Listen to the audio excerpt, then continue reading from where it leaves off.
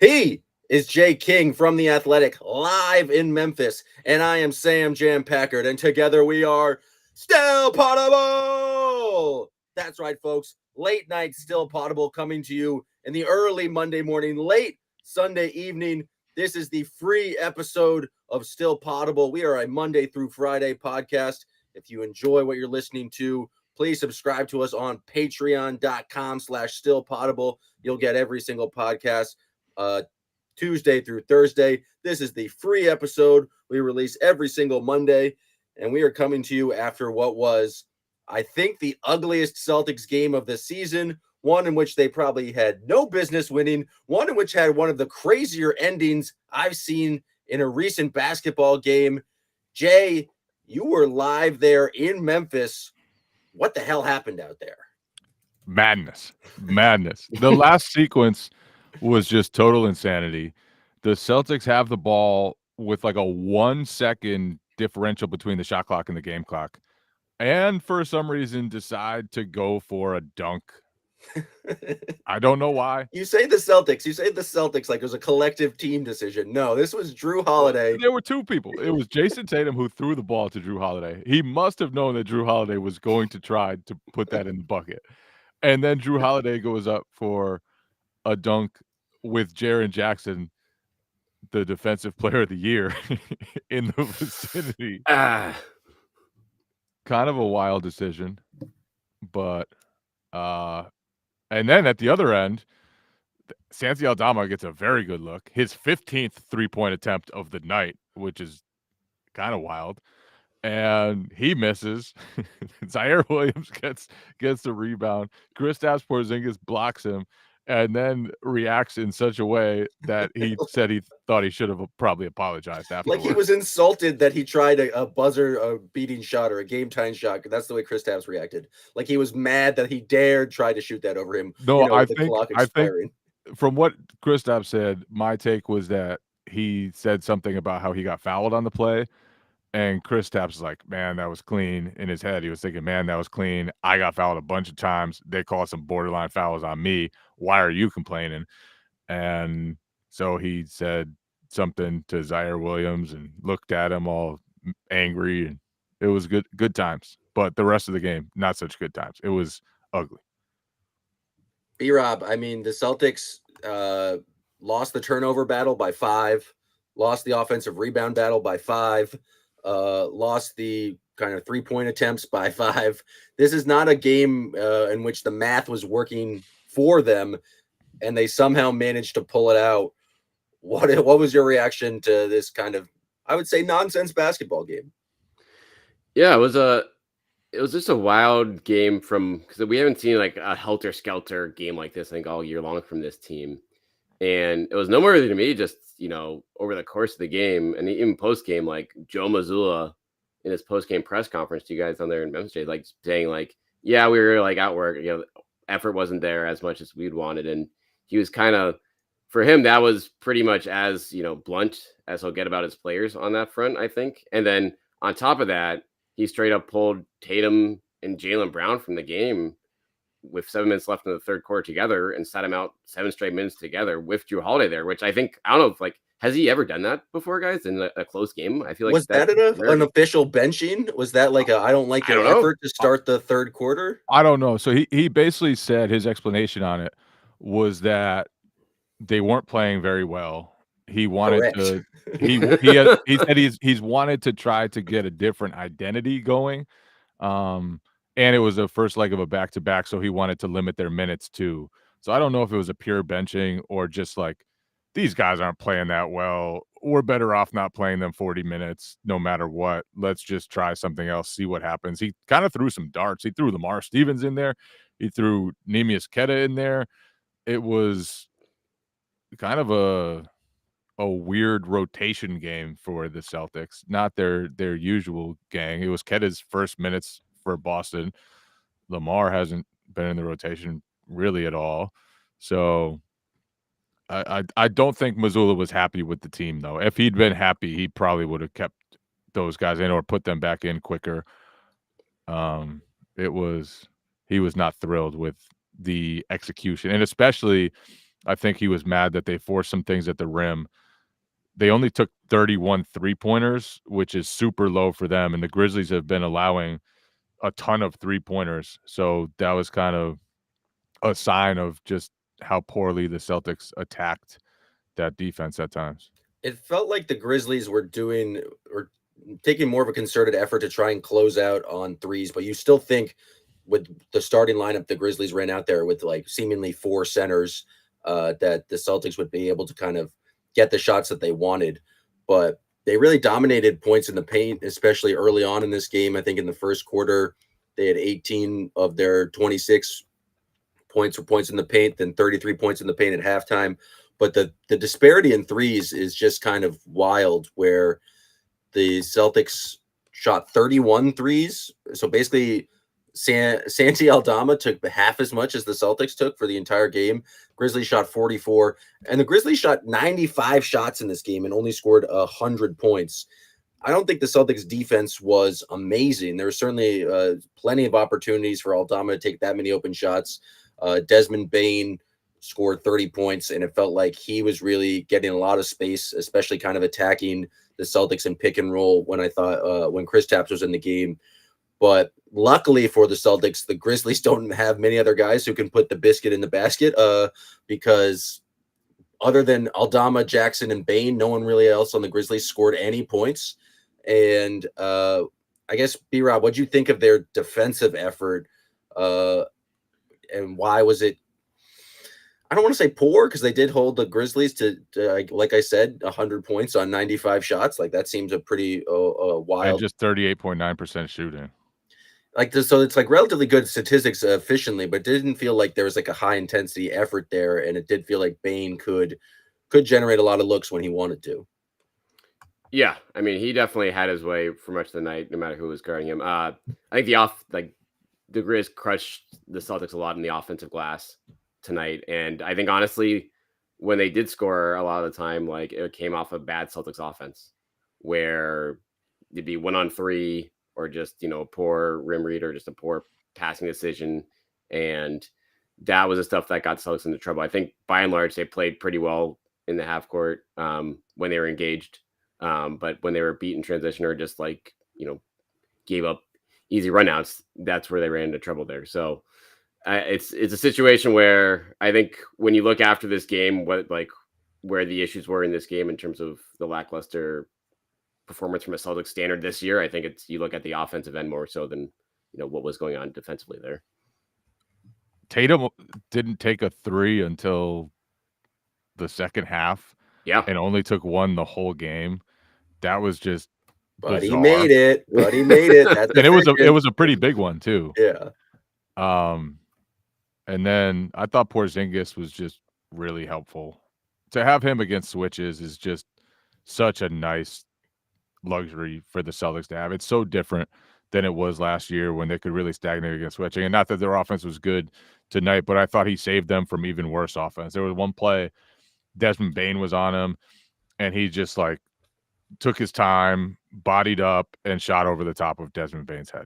Just didn't even try to do anything else. Just got strong, created not even really any space. Just decided I'm a foot taller than this dude, this really muscular dude. Let me just shoot it over his head, and did it.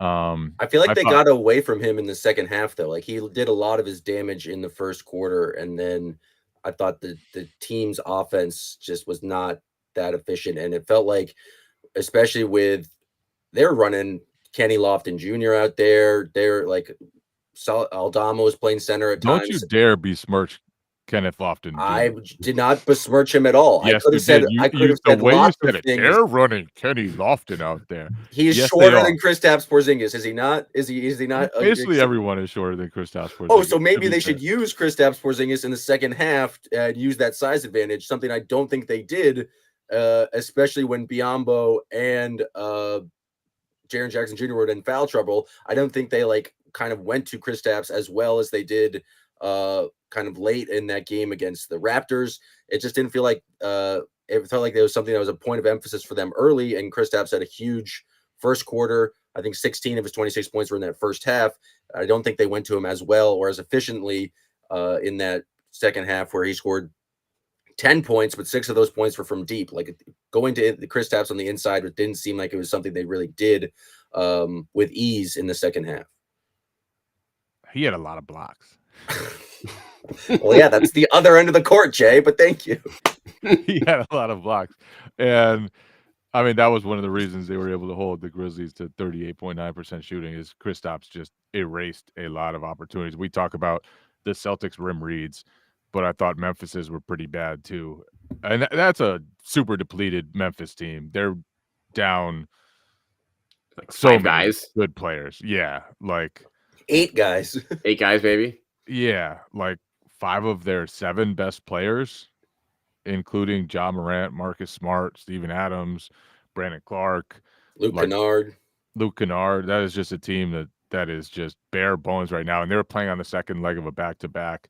So to be out hustled by that team is pretty disappointing, and I think that's one of the reasons why Joe Mazzulla was a lot more upset about tonight's win than he was about the win against the Raptors. Against the Raptors, he thought, you know, they didn't have their best game execution-wise, but they were playing hard. They executed down the stretch. Tonight, I felt like he thought there weren't many redeeming qualities to this win at all. And except for the win part. The win part was pretty redeeming. Yeah, but I don't think he's really concerned with that. I mean, obviously you'd rather come away with a win and move to 11-2 and have the NBA's best record and all that. They're on a 6-game winning streak, so to be a little negative about their play right now just goes to show how high they can get to when they're at their best. But the last 2 games, they really haven't played well. And I just thought, like, they almost gave that game away at the end, and it just was a sign of the lack of discipline they had throughout the night. How can you, as Drew Holiday, decide to go for a dunk and not absolutely have 100% certainty that you're going to make the dunk? As soon as you see Jared Jackson come over, you have to decide, all right, let me dribble this thing out. I'm going to go get fouled. What is Drew Holiday's most famous play as a Milwaukee Buck? The alley-oop to Giannis. In the exact same situation where he should have dribbled it out and should have taken the foul. He has moments of insanity from time to time. It was an homage to Marcus Smart sitting on the bench where he took a crazy 3 out of nowhere, knocked it down, took another crazy 3, did not make it. I think he missed the layup. Got a great offensive rebound to get, like, he did all the kind of crazy Marcus Smart things, but that decision at the end had to have been the craziest. Joe Mazzulla, like, it's a new thing for Joe to sort of throw guys under the bus. And not that he really threw Drew under the bus, but he did say, if you're going to take that, you have to make it. And if you aren't going to make it, you just have to get fouled and make the free throws and move on. So he was mad about that decision. What'd you think about the Tatum shot before that? Because I really liked the possession. I guess one before that is Tatum on the post, and he turned the corner and they sent multiple guys and he found Kristaps for the dunk. And it felt like they went back to that again, but then Tatum kind of took that fade away, and it just, like, it didn't seem like the most, like, it kind of felt like late in the shot clock. It took him a while to get to it. I actually think Drew was kind of trying to screen for him and Tatum was telling him to get away. But I wasn't the biggest fan of that as, like, kind of late offense. But it made sense just because it worked so well on the possession before. Yeah, I just don't know why. I think Desmond Bane was guarding him on that play. And Bane is, like, obviously he's several inches shorter than Jason Tatum and doesn't have the longest wingspan in the league. Negative wingspan, some would say. But I feel like there are just other areas you can attack and just be smarter about trying to get a better shot in that situation. So I didn't love that. He faded away. He didn't give himself a chance to get fouled. Didn't give himself a chance to draw help and find somebody open. I just thought it wasn't the worst shot in the world, but he could have gotten a better one. B-Rob, what did you think of Jason Tatum having 4 offensive fouls and a total of 8 turnovers in this game? Just the fouls in general. It was a very disjointed basketball game where it seemed like there was no rhythm, no flow. Everybody was mad. Seriously. Like, I don't think I've seen, like, both sides, like, the amount of offensive fouls across the whole team for this. I think there was like 8 offensive fouls on the Celtics period. But yeah, there was no rhythm, no flow from that Except for standpoint. Hauser. Except for Sam Hauser just burying threes left and right throughout the first half, but everything else was clunky. Even guys like Derek White, I feel like were making poor decisions that were leading off. He made multiple bad decisions at the rim. He decided to go up with things on multiple fast breaks. It was just like, I'm calling Derek White's number, and it resulted in, I think, multiple jump balls or blocks. It was not a good Derek White game. It really wasn't. And it's just such a rarity this year that all this kind of lined up like this, where almost everyone outside of Hauser and Porzingis had a rough game offensively, and it still was enough. This is a game I feel like last year they probably lose in terms of like getting away from them. They were lucky they're facing such a depleted Memphis team, and even with Bane and having a great night, that it's still they didn't have enough left to get over the hump offensively and take advantage of their opportunities. But this was getting into some old habits, and I think we saw like a lot of this in the second half of last year when they were just kind of going through the motions at times, and it led them into trouble. Yeah, they've won 6 straight, but you do want to see them stop this stretch where they're not playing their best basketball and come out of it. And they really didn't play well against Toronto. They executed down the stretch of that game, but first quarter, they gave up a ton of layups. Third quarter, Pascal Siakam just totally mutilated them. And they were able to execute their way out of it against Memphis. Like, that's a totally depleted team with basically no offensive options. Well, like, let's not talk about Santi Aldama like that. If he hits that shot, we're talking about this as the Santi Aldama game. Like, he could have been a hero. They started essentially 3 big men with Aldama, Jaren Jackson, and Bismack Biyombo. And that's a group that the Celtics should just run off the court. They should get forced turnover after turnover. They only forced 11 turnovers against a team that didn't have a point guard on the floor at all, except Jacob Gilyard played 15 minutes. And he's You mean the NCAA leader in the all-time steals, Jacob Gilyard? He had a crazy steal on Tatum. He did. In the corner there. That was nuts. Tatum had 8 turnovers. Yeah, that's 4 of them were charges. One of them was a charge that was an offensive foul called on a pass, which legitimately I think it definitely was a foul. Like, he launched into the defender and then realized he didn't draw the foul and then threw a pass. But yeah, it was a bad Tatum game. That's 2 in a row for him. In Toronto, he was just like not at all himself. I thought he was actually a little bit better today, despite the turnovers. I didn't think it was like a total 0 game from him, but only 13 field goal attempts. And Memphis was kind of playing him to be that way.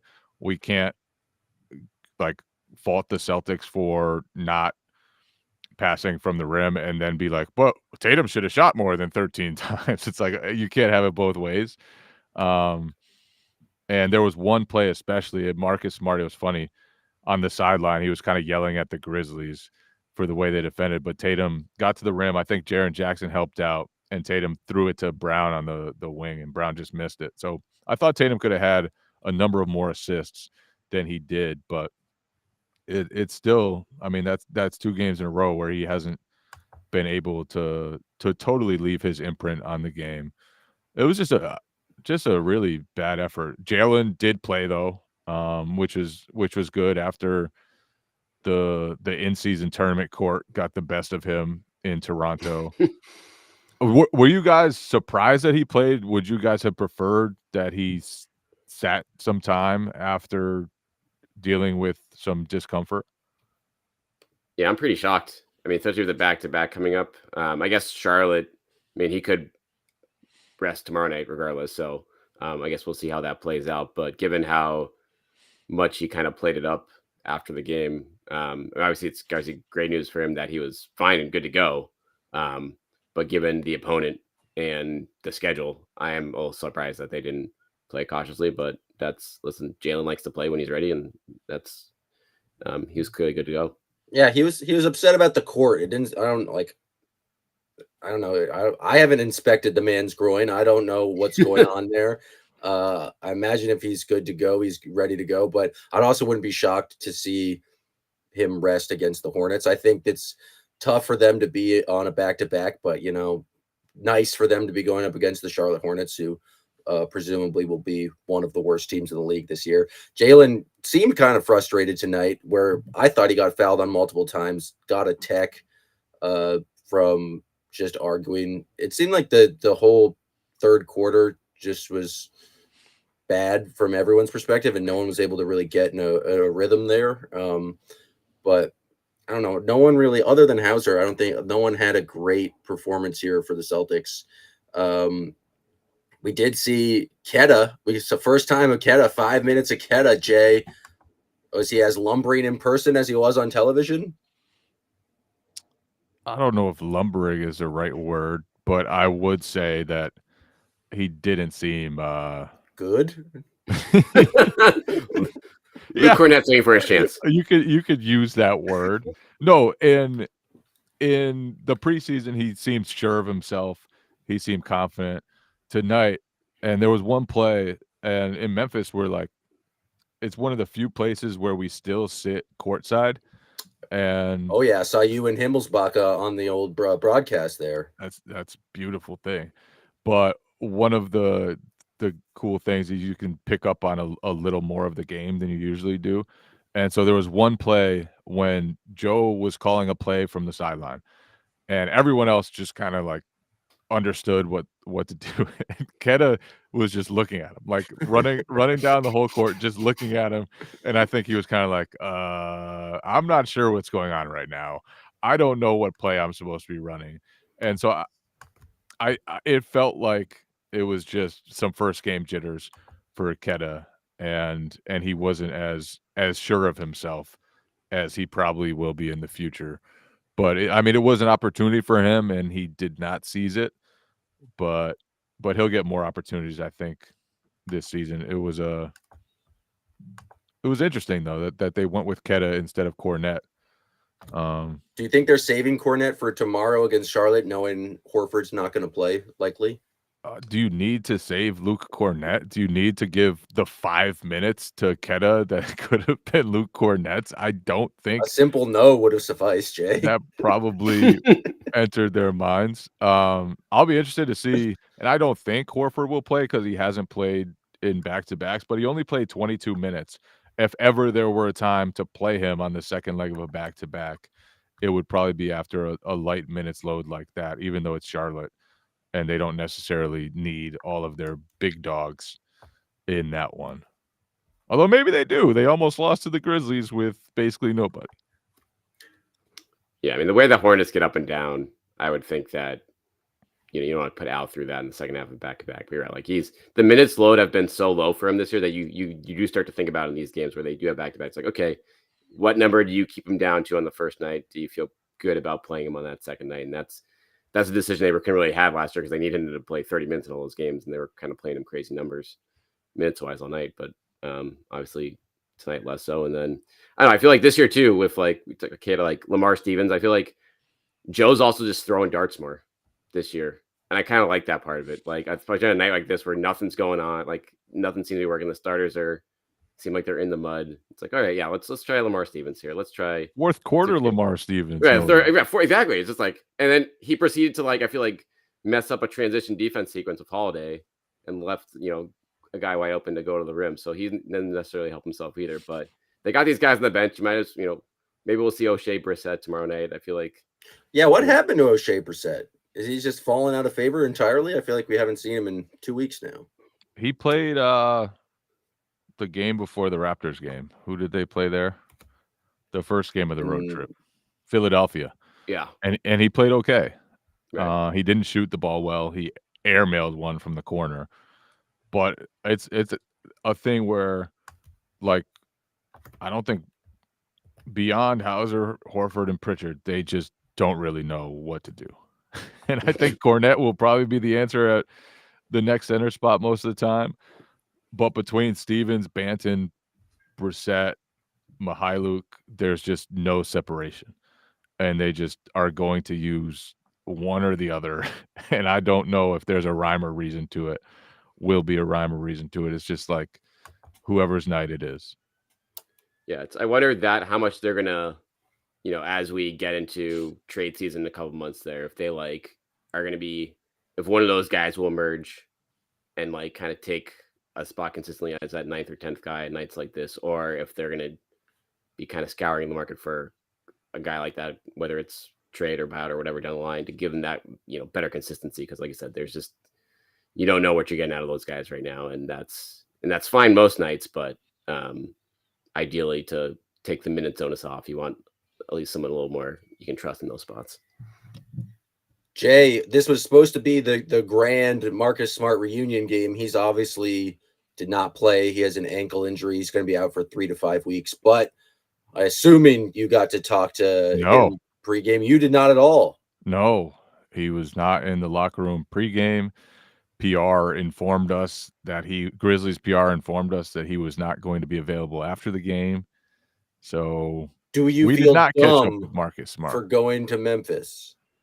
I don't feel dumb for going to Memphis. This is my job. So I was here in Memphis. One thing that I did learn, and it's in my story on The Athletic tonight, that I don't know if it's published right now, but will be soon. Marcus Smart considers himself the best Jenga player ever. And Derek White was telling me about an incredible Jenga sequence where they were down to basically the end, where things start to get real dicey, where the tower starts to get real wobbly, and there was a piece that was just stuck. And he said it was him and Malcolm Brogdon. I don't know who else was playing, but everyone was hesitant. Like, no one wanted to touch the block. No one wanted to pull it. No one wanted to twist it because they thought that whole thing was going down. And he said Marcus Smart walked over and just smacked it. And just smacked the one piece, and the one piece fell out. The rest of the tower stood, and Derek White was like, "Oh my god, that was incredible."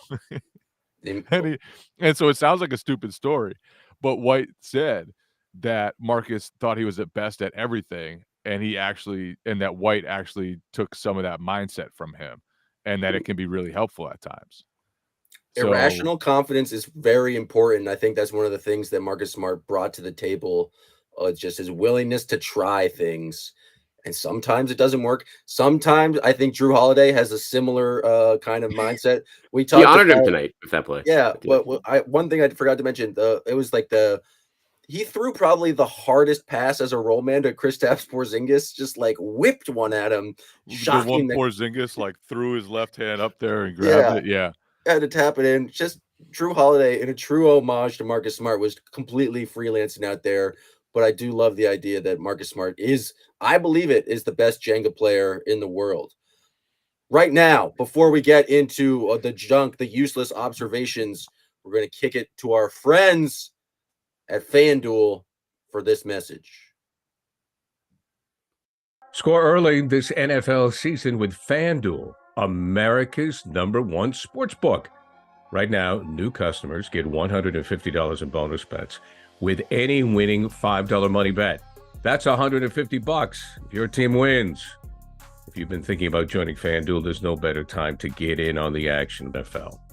The app is so easy to use. There's a wide range of betting options, including you got spreads, you got your player props, you got over-unders, and more. So visit FanDuel.com/Boston and kick off the NFL season. FanDuel, official partner of the NFL. And we're back. I believe that was old friend Gary Tanguay's voice on the FanDuel ad there. So that was fun. Gonna dive into the junk drawer. This is the portion of the podcast. We do this every post-game podcast where normally I come with the useless observations. I've been trying to encourage serious journalists Brian B., Rob, and J. El Nino King to come up with their own useless observations. We call it junk. The first thing I am going to say is that there's way too many challenges, and burning your challenge with 8 minutes left in the game is stupid. And I just don't think you should be able to use a challenge in the first half. It doesn't make any sense. It's dumb. Yeah, that was probably one of the worst. I mean, as far as degree of one of the worst challenges I've seen by the Celtics to do it, especially when it ended up being a close game. To use, they must have really thought they obviously had that play to make that challenge that early, but when you lose it 4 minutes into the game on just not even a point type decision, just on an out of bounds type stuff, that was pretty wild. And luckily, they obviously didn't need it late. No play in the first half of any basketball game is important enough that it needs to be challenged. One of the beauties of basketball is there's a game of runs. Things will come back. The game does not need to be stopped and slowed down and reviewed at any point. I would even say in the first 3 quarters. I would say in the first 43 minutes of the game. I don't think challenges should exist until the final 5 minutes of the game, until it's officially clutch time. There was a heckler in Memphis yelling at Joe Mazzulla for the challenge. And then when the Grizzlies challenged, the heckler stood up and shouted at him, "That's how you should use a challenge." That's good stuff. Joe had no response, nor did he probably even notice. I like that kind of insight you can provide us when you sit so close. Drew Carter said this on the broadcast, but the players can call the 2-2-1 press whenever they want. That was news to me. Yeah, Joe gives them a lot of freedom. Joe gives the players a lot of freedom to basically change things on the fly, adjust on the fly. He's turned Drew Holiday, and Drew Holiday has said it's like the first time in his career he's ever had as much responsibility, basically as a signal caller of sorts for the defense. And he just kind of constantly communicates with Joe what they can do, what the options are. And so that's always been Joe's philosophy, is like empower the players as much as possible. He thinks that if he does that, they'll be more invested in the success, just because they're the ones choosing. If you're the one choosing the defensive strategy, like, it better work and you better do it right. And if you don't, then it's on you and entirely on you. So I think that's just one of the ways that Joe's a little different from some coaches. Like, he's very into giving the players some control over what goes on. I'm going to say I'm a huge respecter of Santi Aldama's just willingness to throw ridiculous passes. Even we had a number of behind the back passes that worked earlier in the game, was slinging some dimes, and then even tried to do it in a tie game late. So shouts to Santi Aldama, attractive gentleman playing good basketball. He's a fun player. He's like one of those like inflatable balloons people that just like all arms and legs, just floating out there, shooting threes, throwing dimes. He's got a lot of skill for someone that tall. I did not expect the inflatable balloon comparison, but it seems to I make didn't sense. either. That just came to me. I've never thought of that when watching Santi Aldama play basketball. Okay, now is where I besmirch Kenny Lofton Jr. and say that him dunking is fun because he's fat. Like, that's just a good old-fashioned fun to watch in a basketball game. Body shame him? I thought he looked nice and trimmed tonight compared to earlier. He had 2 dunks. I don't know. Yeah, and the dunks were more fun because of his girth. I can't disagree. I love Kenny Lofton, man. That dude has a lot of game. I don't know if he'll ever become a legitimate NBA player, but he has a lot of game. And I think if he touched the ball a lot, he would score and put up buckets against any competition in the world. It might not help his team, and he'd be giving up points at the other end for sure. But do you think he'll have a more significant moment in the NBA than his like previous moments playing Wembanyama and dominating him in international basketball? It's going to be hard to top dominating Wembanyama, especially like when Wembanyama's going to the Hall of Fame and Kenny Lofton is, I don't know, wrapping up like a 6 or 7 year career that doesn't really amount to much. He's going to look back at that time and be like, yeah, you know what? That dude could never handle me. He's the best player ever, but he could never handle me. So you think after 6 or 7 years, Victor Wembanyama will be entering the Hall of Fame? The timeline doesn't make sense, Jay. The timeline was a little off. All right. When Kenny Lofton is looking back at his 6 or 7 year career. That's better framing. There were some people in the front row wearing paper hats and they looked like hot dog salesmen. There's nothing, don't respond to that, just an observation I had.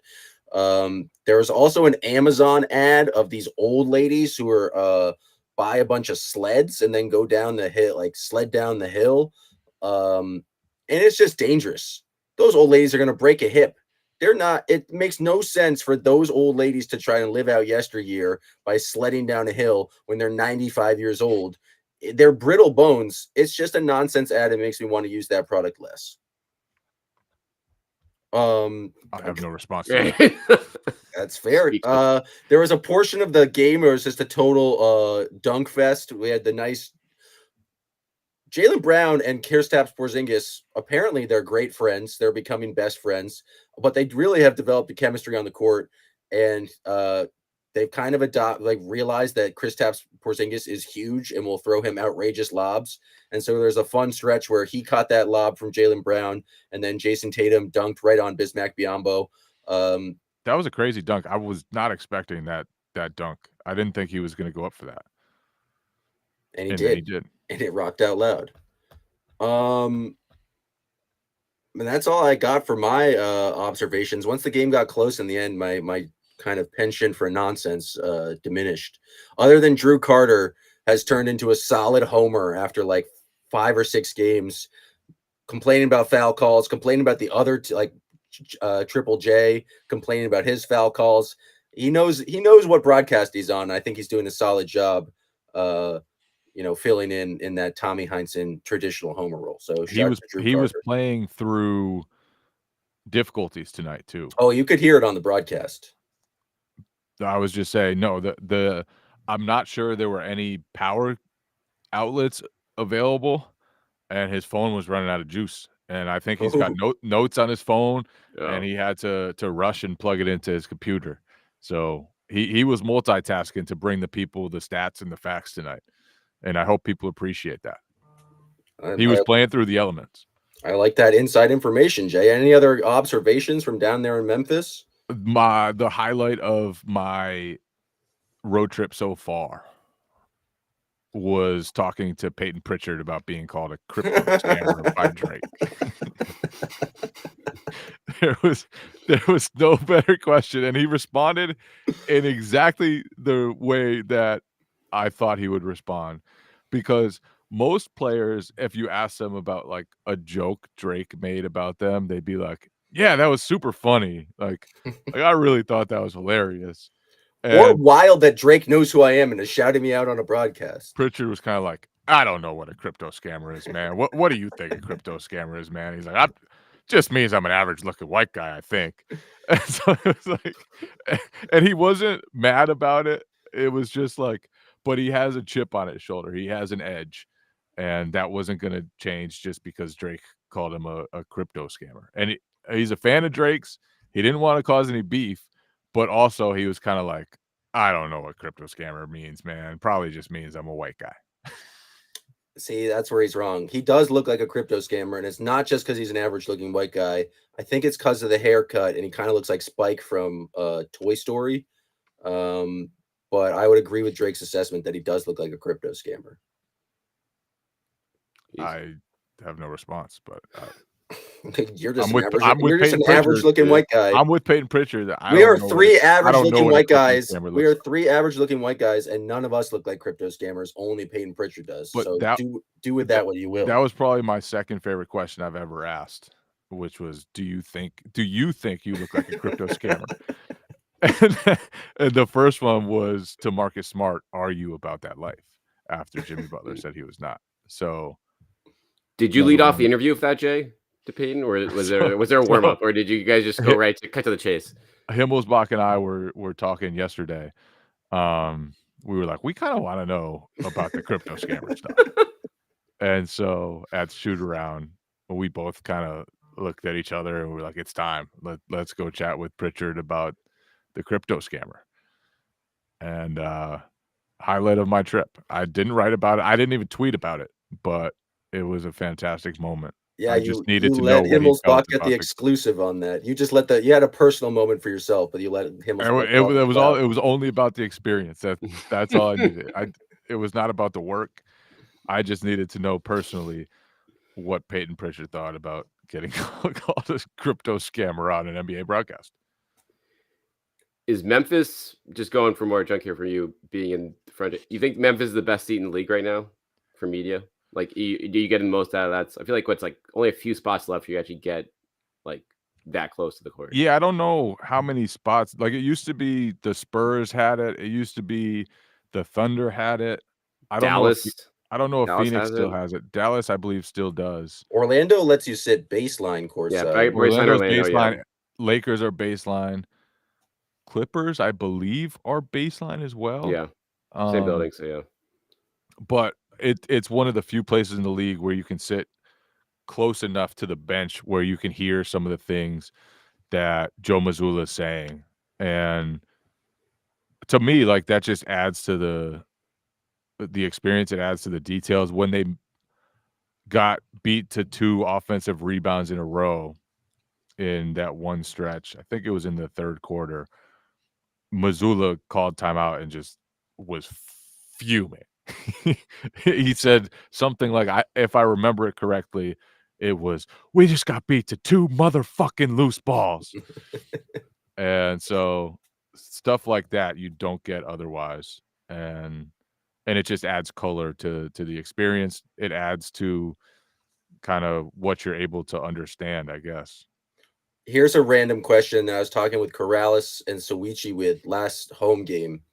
If I won the lottery, would the Celtics let me buy season tickets at the seat directly next to basically where Jason Tatum sits on the bench and just live tweet the whole game? Do you think they would allow me to do that if I had the money? I'm sure there's a number on it. Because there's nothing to stop me from tweeting out everything, every piece of shit talking the players say, everything Joe Mazzulla says. I don't think I would, out of loyalty to the team. But like, if I had all the money in the world, I want to be right there, and so I could be as close as the game as possible. You probably wouldn't hear like too much stuff. Like, it'd be a great experience. You'd be able to hear some trash talk. You'd be able to hear some strategic talk. But I don't think it would be like something where the Celtics would get mad at you about sharing a lot of the stuff. There probably aren't as many moments as you think where like guys just cross the line. I guess there's only one way to find out. I need to become exceedingly wealthy. Yeah, it's time for you to become a rich lawyer. Not the type of law I want to get into, but I could sell out and pivot. Who knows? Who knows if I get a job or not? B-Rob, any other junk? Jay, any other junk before we wrap this thing up? I got nothing. I'll defer to the front row man. Jay King, have you had any barbecue in Memphis? Have you listened to any 3-6 Mafia while there? I went to a New Orleans style cuisine restaurant.